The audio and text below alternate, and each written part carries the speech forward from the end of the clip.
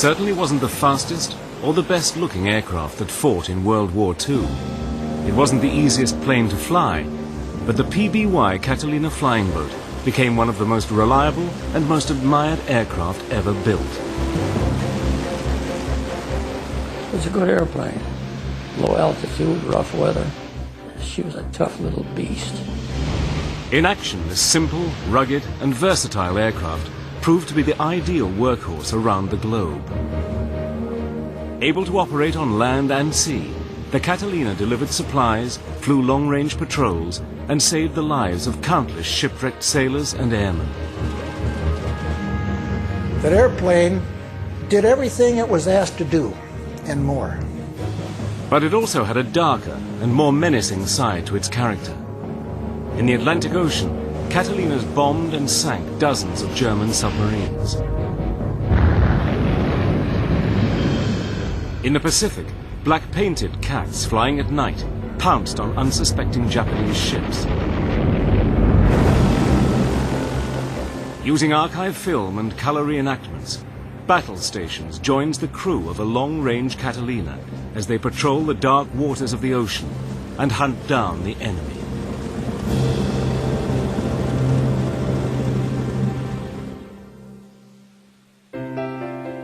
In 1907, a young motorcycle manufacturer from Hammondsport, New York, became fascinated with the adventure of flight. His name was Glenn H. Curtis, and he would become immortalized as the creator of a very special kind of aircraft. Curtis was a born inventor.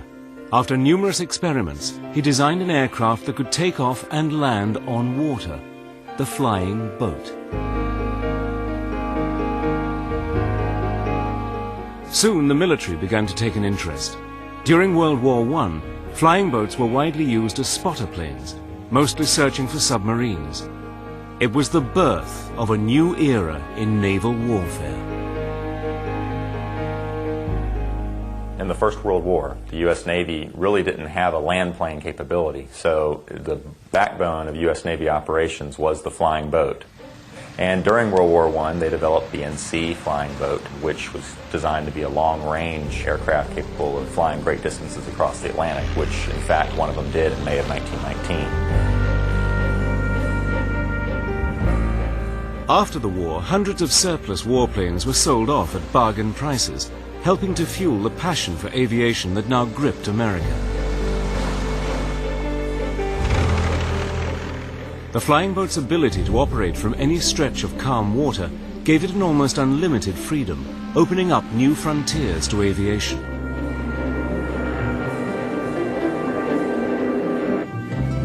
When Pan American introduced its luxury clipper services to Central and South America, the golden age of the flying boat had arrived.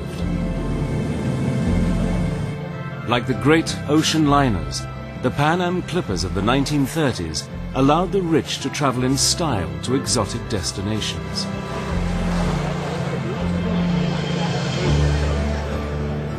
But the Navy also saw a tactical role for large, long-range aircraft, patrolling the world's oceans to give early warning of any threat to American interests.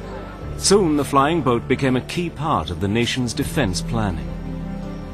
The main advantages of the flying boat over a wheeled aircraft, certainly in the early stages before the advent of the aircraft carrier, was the great range that they had. Plus, they could land almost anywhere. So they could set down in any number of forward bases. And so that's what made the flying boat a real advantageous platform for Navy operations, particularly in the Pacific, where the Navy was definitely looking towards fighting the next war. In 1933, the Navy invited bids for a new long-range patrol aircraft. The Consolidated Aircraft Corporation had already designed flying boats for the Navy and was determined to secure this important contract. Their chief designer was a talented engineer called Isaac Macklin Ladden, known to all as Mac. In the early 1930s, most aircraft were still biplanes, with fabric-covered wings braced by a maze of steel wires. In a bold move, Mac Ladden created a metal monoplane. Its huge wing was supported on a single pylon above the fuselage, braced to the hull by only 4 struts, 2 on each side. All flying boats needed outrigger floats for stability on water, but in the air they became a liability, increasing drag and reducing performance. McLadden hit on the brilliant solution of designing floats that folded up in flight to form the wingtips, reducing the drag while adding lift.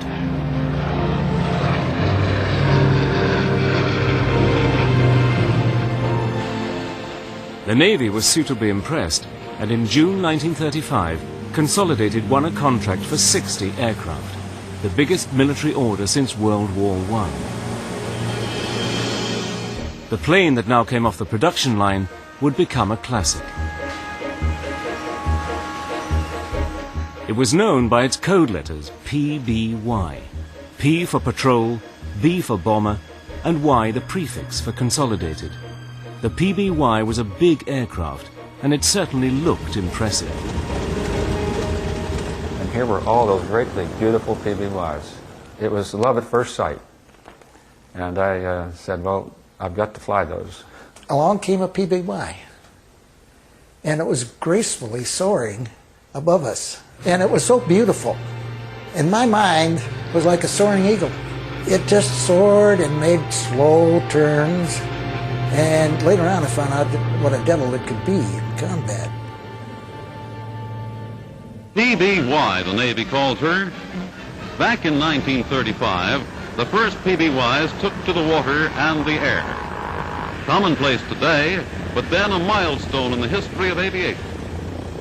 But the PBY would be best known as the Catalina, or simply the Cat.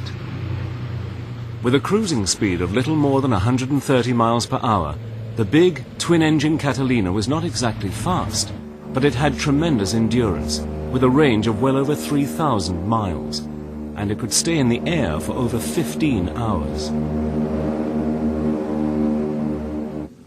Although it was always vulnerable to attack, its main armament was substantial. It consisted of 2 heavy-caliber machine guns mounted in blisters on each side of the rear fuselage. Although it had originally been designed as a patrol aircraft, the PBY could carry 4 1,000-pound bombs or 2 torpedoes, which greatly increased its tactical value to the Navy. The PBY did everything it was asked to do and more. It covered a lot of ground, and it could remain aloft for a great deal of time. Basically, though, it was designed to spot the enemy fleet. Radar was just in its infancy then, and nothing could beat the pair of 2 human eyes in spotting the fleet and reporting it back to the home base. By the late 1930s, the world was becoming a dangerous place. In the Pacific, Japan was steadily becoming more powerful and more aggressive.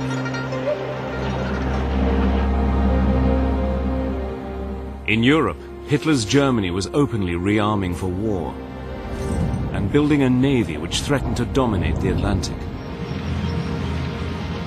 Britain and America watched and waited as tensions steadily mounted. Both nations realized that airborne early warning would play a vital role in future conflicts. Most admirals still put their faith in big gun warships, but a few believed that if war should come, it would be decided by air power. They would soon discover just how right they were.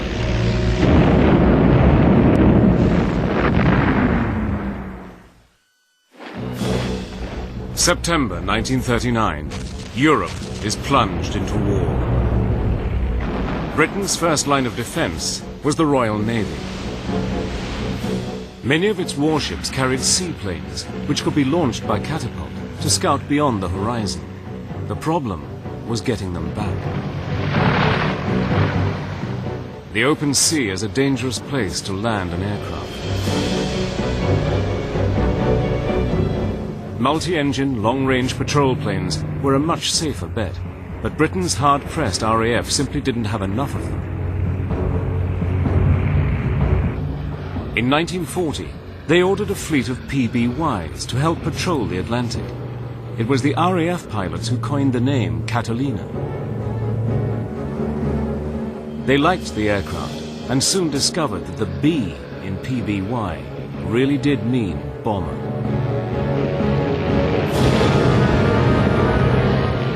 They began using their Catalinas to attack German U-boats. Since the start of the war, the Nazi wolf packs had roamed across the Atlantic Ocean and the Mediterranean, sending scores of British ships to the bottom.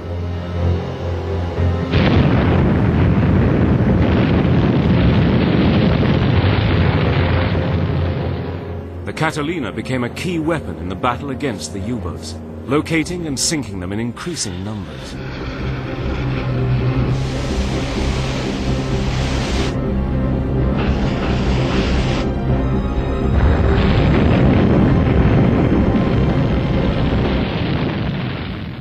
But Germany's powerful fleet of surface warships remained a potent threat. In May 1941, the Cat helped to secure a major British victory at sea.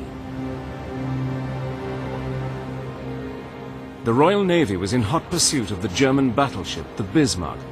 At 42,000 tons, she was the pride of the Nazi battle fleet and Hitler's favorite warship. In an engagement west of Iceland, the Bismarck had sunk the British battleship HMS Hood with a direct hit. Only 3 of her crew survived. The Bismarck then escaped into the fog and vanished.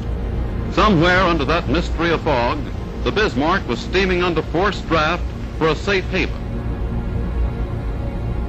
Then a rift in the clouds, a telltale wake. A Catalina flashed the word, "Quarry sighted." It was a Catalina patrol plane of the RAF's Coastal Command which finally hunted down the Bismarck. Her position was reported, and Britain's Royal Navy closed in for the kill.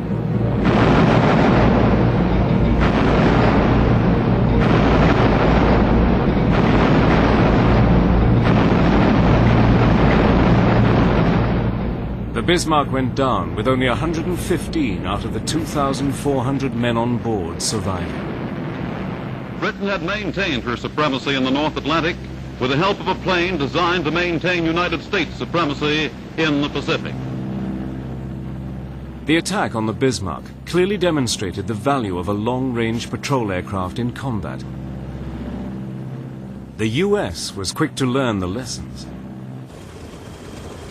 The long-range Catalina was the ideal aircraft for patrolling the ocean, but getting it in and out of the water meant fitting cumbersome beaching gear.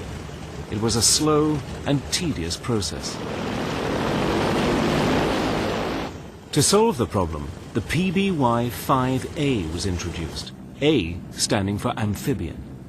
With a retractable undercarriage, this version of the Cat was equally at home on land or at sea.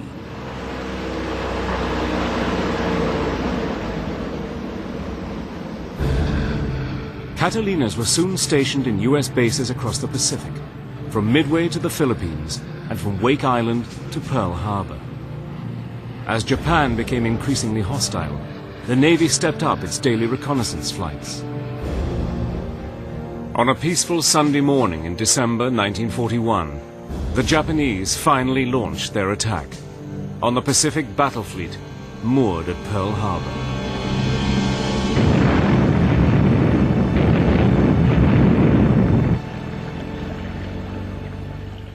I seen them coming around one by one. They'd strafe and bomb, and then they make a circle and come around again. They must have made 3 or 4 passes on each attack. You couldn't believe it, and you didn't think it was happening.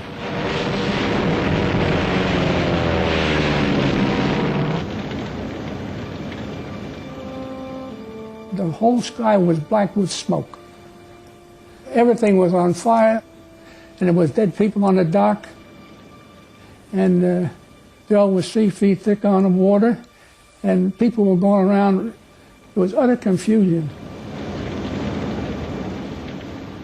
The Japanese had not only crippled the American Pacific Fleet, they had almost wiped out the airborne patrol force.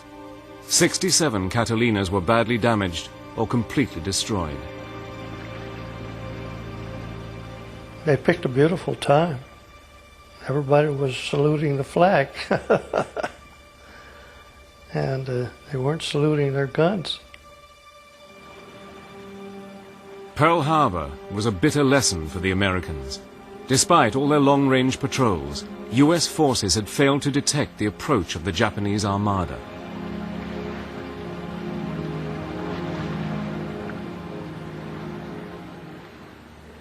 As America recovered from the shock of the Japanese attack, recruiting offices across the nation were besieged by young volunteers, eager to get into the fight. I was very highly agitated at what happened out at Pearl Harbor. We weren't told too much about what happened other than it was a big blow to the fleet. And I joined the Navy the next day thinking that I got to go. December 8th, 1941, the day after Pearl Harbor. My father was going to be the big stopper in my mind. When I came home that afternoon, he said, "How was school?" I gave him the papers that I needed to get his signature on. And he thought for a long time. And he said, "Well, I'm too old to go, and we're going to be at war." And he said, "You go." And he signed with tears in his eyes. The smoke from the blazing wrecks at Pearl Harbor hung in the air for days. But America was now at war, and the Catalina crews, struggling to recover from this devastating blow, would be right in the front line. The feel at that time was, we've got to do something, and we've got to do it fast.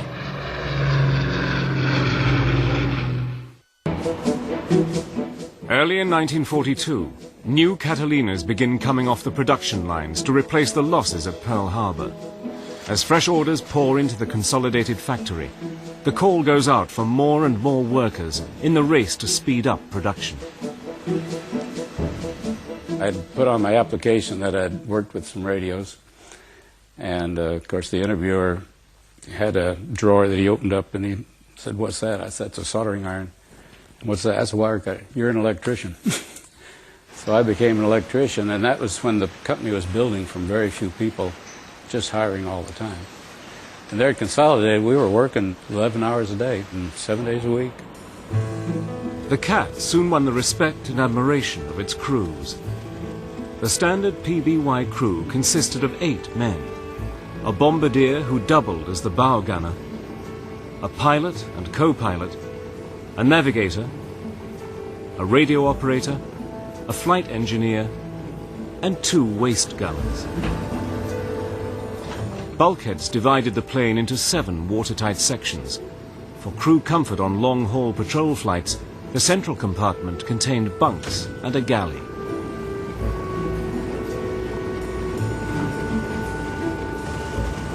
It took a lot of training to master the highly specialized art of flying a boat. Well, if you ever saw what I call a PBY driver, he had thick wrists and big muscles. The controls, as big as barn doors, and it took a little bit of muscle to move them. It was unstable. She'd fall off on one wing, or the course would wander unless you had to fly it every minute at a time. It had the small stabilizing tabs, which you had to constantly readjust. Every time somebody moved or the load shifted just a little bit, you had to readjust it. You couldn't relax very long in that airplane, not if you're flying it.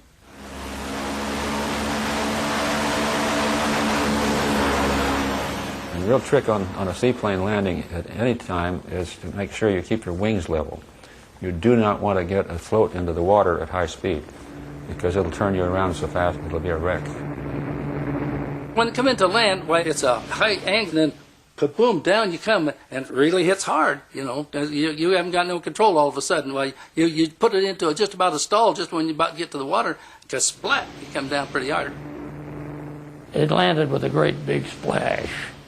Not a touchdown, it was a beautiful landing. But if you didn't keep coming back all the time till you got that big fat duck plowing through the water, then she'd go off the water, because there weren't any flaps, anything to kill the speed. That's the one thing about that thing that I considered pretty vicious. The PBY certainly had its faults, but it also had great strengths. And as the crews learned to handle it, they developed a growing respect for this rugged workhorse. It was a good airplane, very good. Low altitude, rough weather, rain squalls, and she was a tough little beast.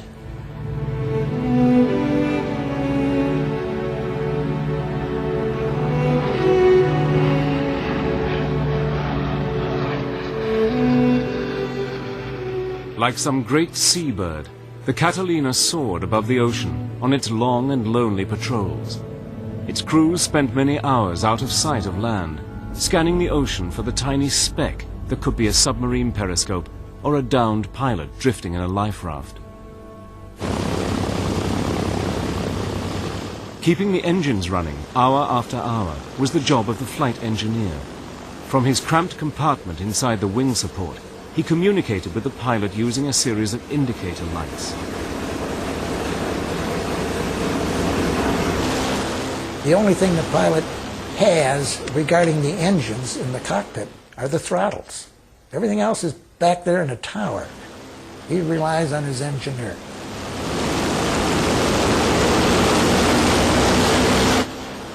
It was the navigator's job to plot their course and guide the ship home safely. It's nice to know where you are. Every once in a while, a crew member that wasn't doing anything would come up and look over your shoulder and said, "Where are we?" Well, you put your finger, right there. But they did trust you, no doubt about it. But sometime, you're going to be lost. You won't know where you are. So what do? If you turn around and go back, and you don't know where to go back to, do you think, well, my sense tells me that land is over there and water's over here, or what do? In bad weather, it could be an almost impossible task. Many lone Catalinas vanished without trace in the vast expanse of the Pacific. The radio operator was the only link to the outside world. His signals, tapped out in Morse code, would relay the vital early warning of enemy activity back to base.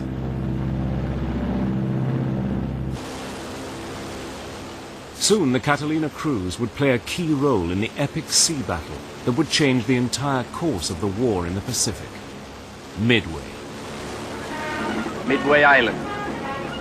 Not much land, right enough, but it's our outpost. A Navy patrol plane. Routine patrol. Only behind every cloud may be an enemy.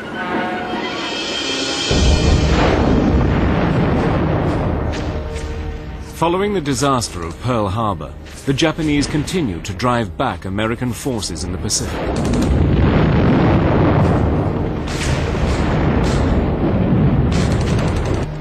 In June 1942, the Imperial Japanese Navy sent a huge task force to capture the American-held Midway Island, 1,100 miles northwest of Pearl Harbor. The first objective was to lure the remaining ships of the U.S. Pacific Fleet into battle and sink them. But the Japanese codes had been broken, and the defenders knew an attack was coming. What they didn't know was the exact position of the task force. Up until the Battle of Midway, the U.S. Navy, quite frankly, was not having a good war. They had only been able to score some hit-and-run raids against Japanese islands. So the Battle of Midway was very much a showdown in which the U.S. Navy was going to put it all on the line to stop the Japanese fleet.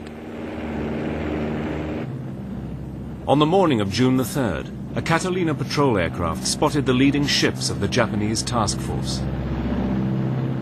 At dawn the following morning, another Catalina finally spotted the remaining ships, including the aircraft carriers. A large force of American carrier planes took off to strike the Japanese battle fleet.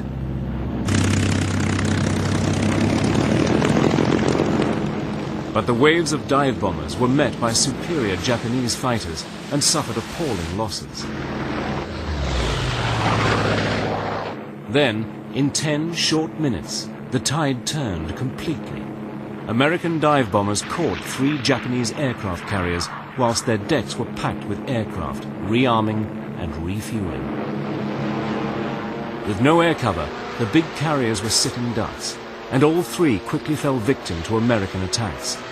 Later that day, a fourth Japanese aircraft carrier was lost. Midway was a devastating defeat for the Japanese and marked the turning point in the Pacific War at sea.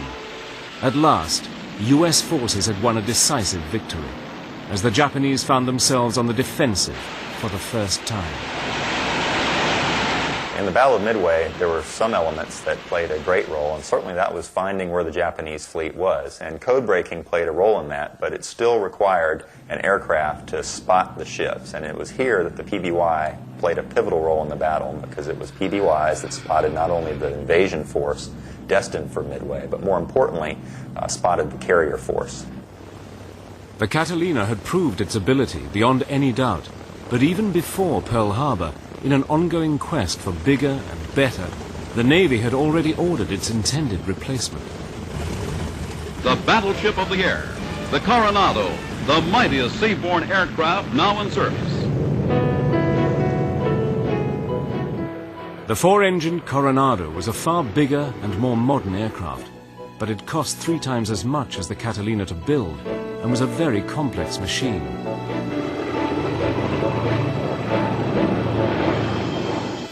By contrast, the Cat was easy to produce in large numbers, and so remained the standard workhorse of the Navy. Like Henry Ford's Model T, it was slow but sure, and it got the job done. But every Catalina crewman knew that even with its armament, the slow-moving Cat stood very little chance of surviving a Japanese fighter attack. Those long and lonely ocean patrols would be some of the most dangerous missions of the whole Pacific War. The Catalina has been called the cruiser of the air. Her wing spread is 105 feet. Her length from nose to tail is 65 feet. She can carry a load of many tons. Her range, fully loaded, is over 4,000 miles, and the PBYs, new and old, have stood up to all the tasks imposed by modern war. But sometimes the odds against it were just too great.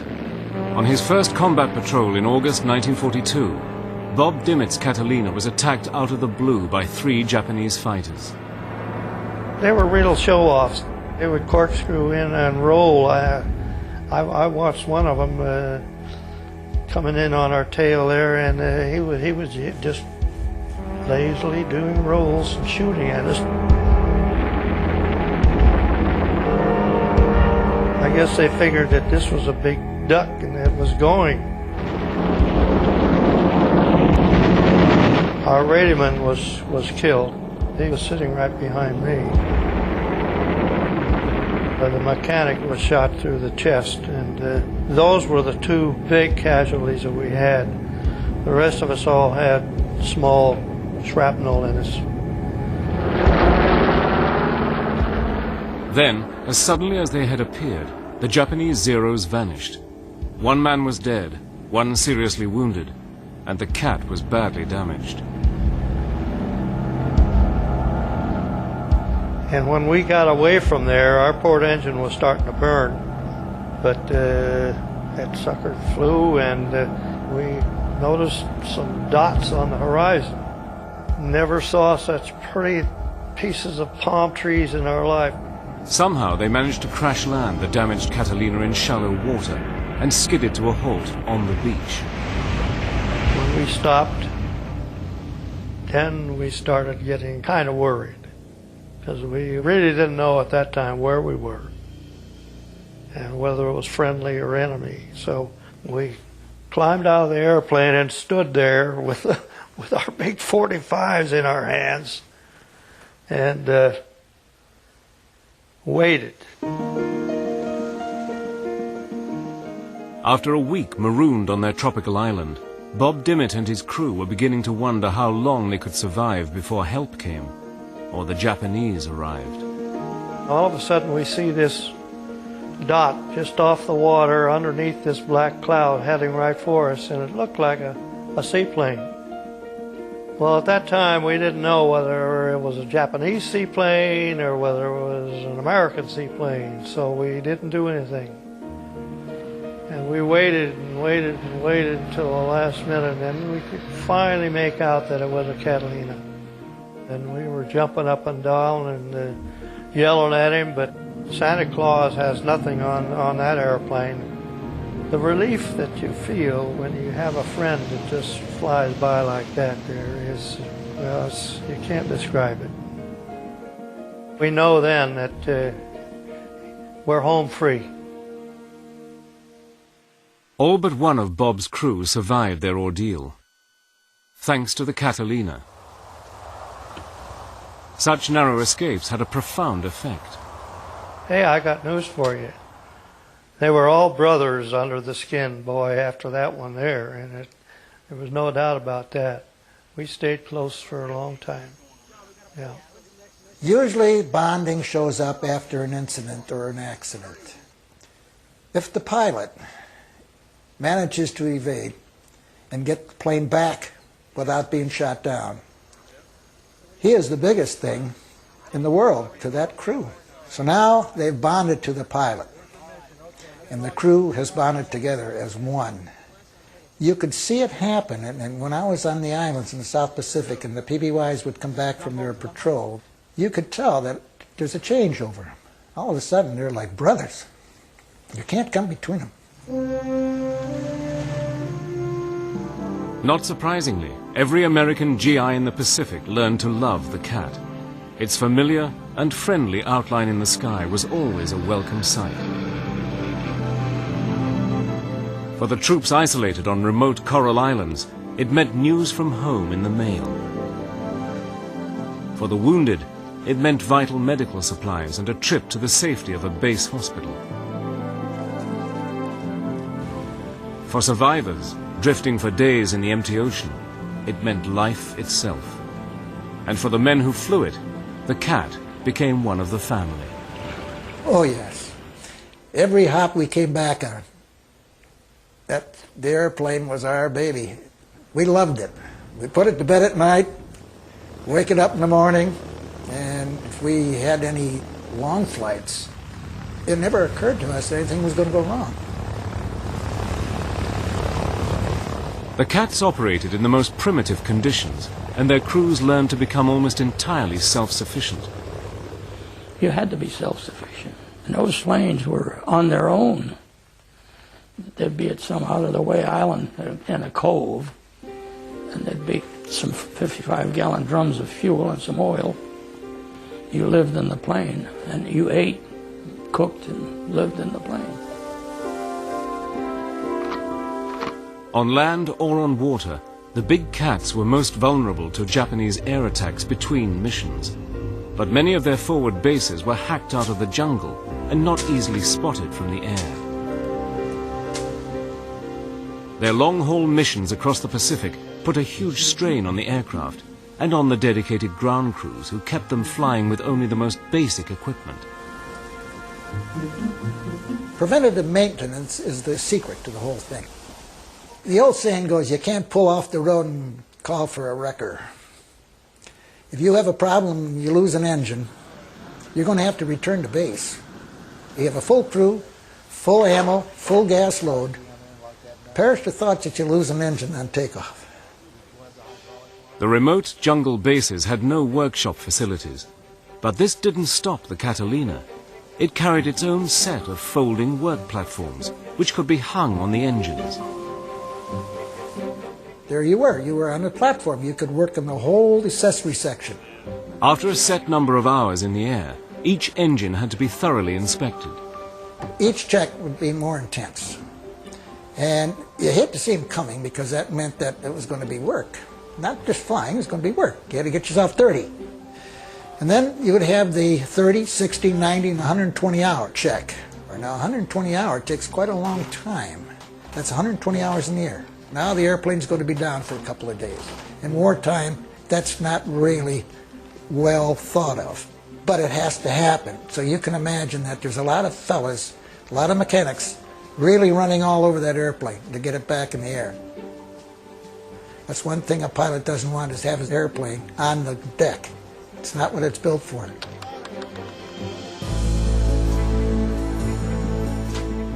A close bond developed between the pilot and his chief engineer. Lives depended on both their skills. Before each mission, they would thoroughly check out the aircraft together. It's the rapport that you develop with the pilot. And if you're the chief aboard, or if you're the senior man aboard, or if you're the flight engineer, you're a little bit closer to the pilot than the rest of the crew. He'll come to you first. But he's still in charge. I realized I was the man behind the wrench. I wasn't the man up front driving. The pilot drives it. I fix it. It's an airplane that you could fix with duct tape or something like that. If it had been too complicated, it wouldn't have been able to do the job. But this faithful servant could also show another, much more aggressive side to its nature. When darkness fell, the docile cat would transform into a deadly hunter.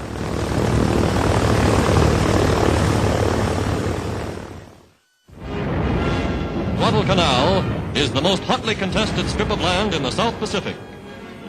For 5 months, the Japs have tried to win back this vital outpost, but their transports, bombed and beached, lie wrecked on the sands of the Solomon Islands. Midway had marked the turning point at sea, but it was Guadalcanal in the Solomon Islands which finally halted the Japanese advance on land. It was a critical situation as the Japanese poured men and supplies into battle in a desperate bid to drive American forces back into the sea. The entire Japanese operation depended on regular supply runs by a fleet of transport ships operating at night and supported by destroyers and light cruisers, known as the Tokyo Express. The only hope of an American victory lay in cutting off this lifeline of supplies. It was finally achieved, with the help of a most unlikely weapon. Anything familiar? That torso with a middle-aged sag? Her speed less than some cars can do. Got her? Right. The old Cat, Navy Catalina patrol boat, PBY in a black nightgown for night camouflage. A black cat. It was called the Black Cat because they flew at night, and the plane was painted perfectly black. Despite its age, the Catalina was pioneering a new kind of clandestine operation, which would become an increasingly important part of modern warfare. During the day, to launch a PBY on any sort of attack mission would have been suicide because it was a slow and lumbering aircraft. But those attributes made it really particularly suited to night combat, where it could loiter over targets and search for them really at will. For every pound of bombs dropped last month, 1 ton of enemy shipping was sunk or damaged. Records like that mean plenty in any language, dollars or yen. The formula was very simple, but very effective. Take a regular PBY Catalina patrol plane, paint it matte black from nose to tail, hide its glowing exhaust pipes above the wings, and turn off all navigation lights. Then hang 4,000 pounds of bombs under its wings, and you have a very potent weapon. The Black Cat, the original stealth bomber.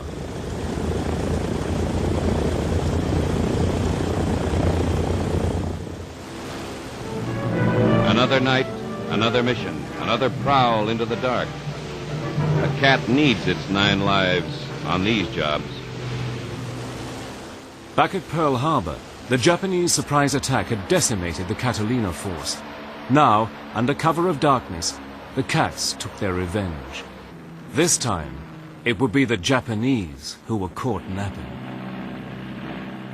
These long-haul missions were always tense and exhausting for the Catalina crews. The skipper always had us doing things. And he'd say, you guys in the blisters, I want you to keep an eye out. And if he ever saw anything, and we didn't see it first, we was in bad trouble.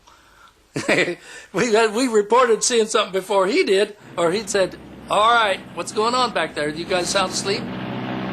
Without radar, the Japanese forces were unable to locate the Cats in the darkness. Even powerful searchlights usually failed to reveal the cat's presence, and the defenders could only fire blindly into the night sky in hope of hitting something. The searchlight would be right on us, and nobody shot at us. The searchlight come right on, and everything gets all light up in the plane. Said, "Uh-oh!" We just kept right on going, and the light went off somewhere else. So they never did see us. Never would see us. The attack had to be made on the first pass to gain the advantage of surprise.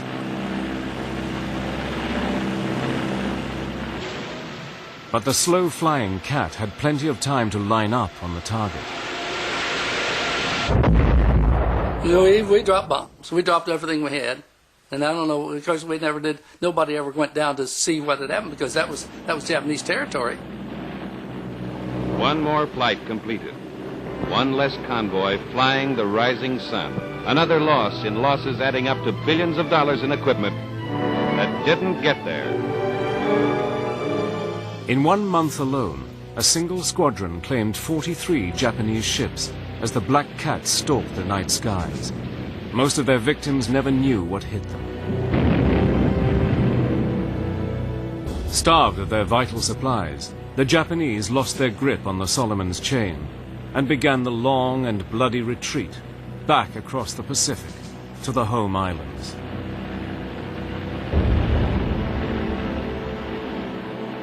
At a critical moment in history, the Black Cat squadrons, hunting and bombing by night, had helped to turn the tide of the war in the Pacific.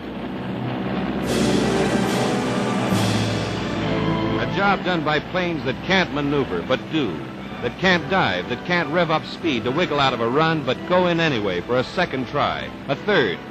And every less ship gives the men who are landing a better break. That's what keeps the cats flying. When production ended, nearly 4,000 Catalinas had been built, making it by far the most numerous flying boat ever designed. In a variety of services with a variety of nations, the PBY did everything in almost every theater of war. It dropped bombs, it dropped torpedoes, it depth-charged U-boats, it fired retro rockets. It was the Dumbo for down flyers, the salvation and savior for them when they're floating in the open ocean with little chance of rescue without the PBY. So in short, the PBY performed all missions that it was called upon to do and performed them with great ability. After the war, most military aircraft were scrapped, but the Cats soldiered on. They were simply too useful to throw away. Wherever there was water, the Catalina still had a peacetime job to do. Coast Guard patrols, firefighting, cargo carrying, passenger carrying, exploration, surveying, and a score of other roles. The coming of the jet age hastened the death of most remaining flying boats, but not the Cats. As the new millennium dawns, the consolidated PBY Catalina is still flying, one of the longest-lived and best-loved aircraft of all time. That airplane, I fell in love with it. All I could say was, Mr. Consolidated, you did a hell of a job.